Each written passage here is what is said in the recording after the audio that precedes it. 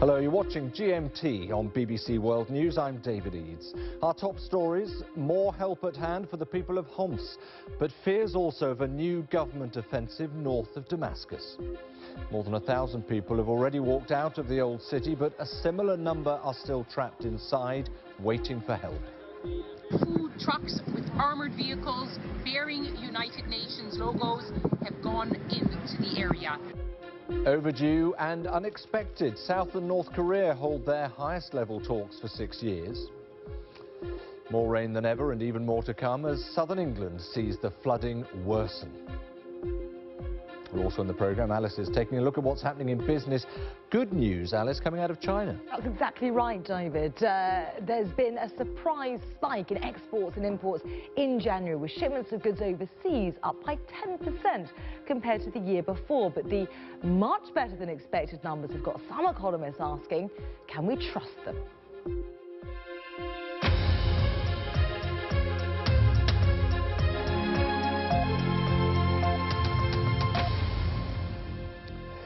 Hello, welcome to GMT. It's midday here in London, 7 a.m. in Washington, 2 p.m. in the Syrian city of Homs, where the UN's trucks have been rolling again to take aid into one of the most battered communities of this civil conflict. The governor of Homs has promised to keep a truce alive for as long as needed to get supplies in and civilians out of the old city. Well, so far, around 1,200 people have been able to leave. A limited amount of food has gone in. Another 1,300, though, are still believed to be trapped inside. Well, our chief international correspondent, Lise Doucette, is in the old city. She has the latest on the aid efforts to get help to those who need it most.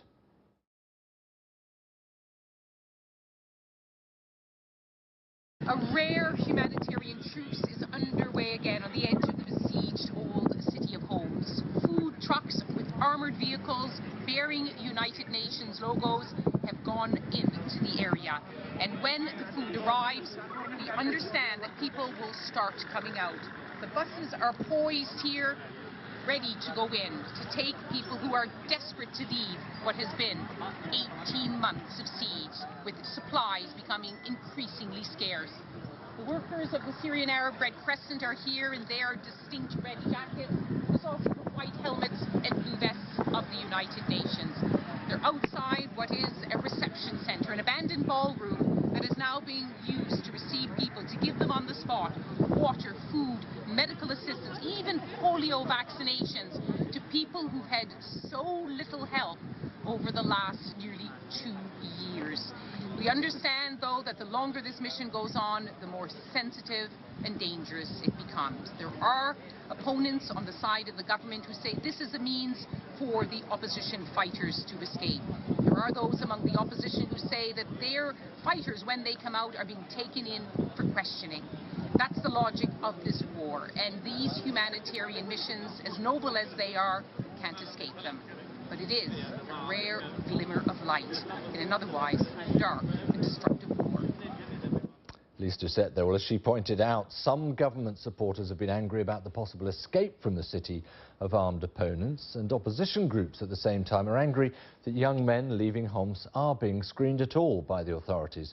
Now, the government has said that hundreds of the men who'd been detained have now been released. They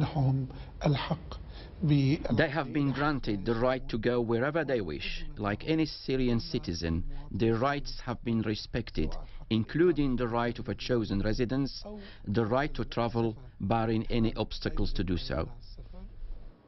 That's the governor of Homs there. Also indications that the humanitarian crisis in the country itself could be about to worsen. Some 6 million people have already fled from their homes, and many today, in their thousands we understand, have crossed into neighbouring Lebanon, into the border town of Arzal, and they're leaving following rumours that the government's planning an attack on the rebel-held town of Yabrud.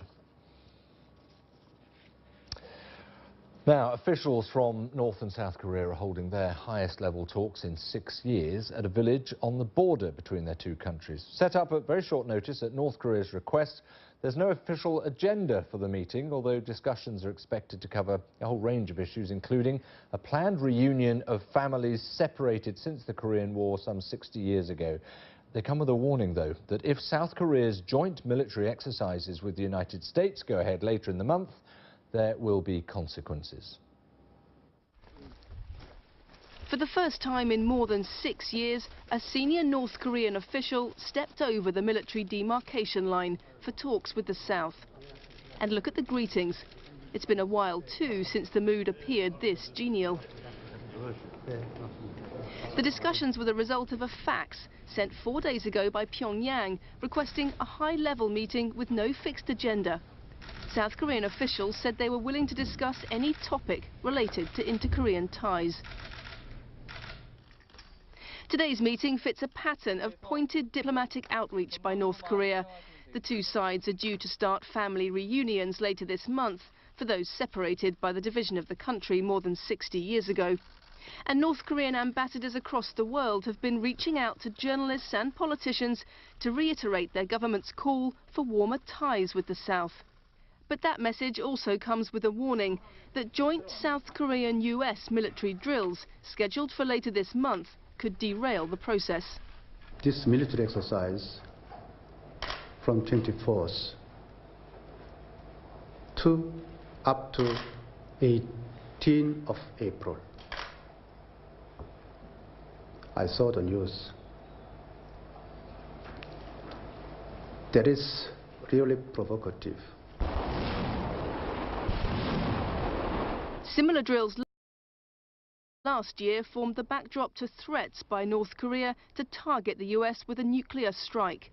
South Korea has insisted this year's exercises will go ahead as planned, and many here see them as a test of whether Pyongyang's recent charm offensive is a sign of change or simply a prelude to fresh confrontation. Lucy Williamson, BBC News, Seoul.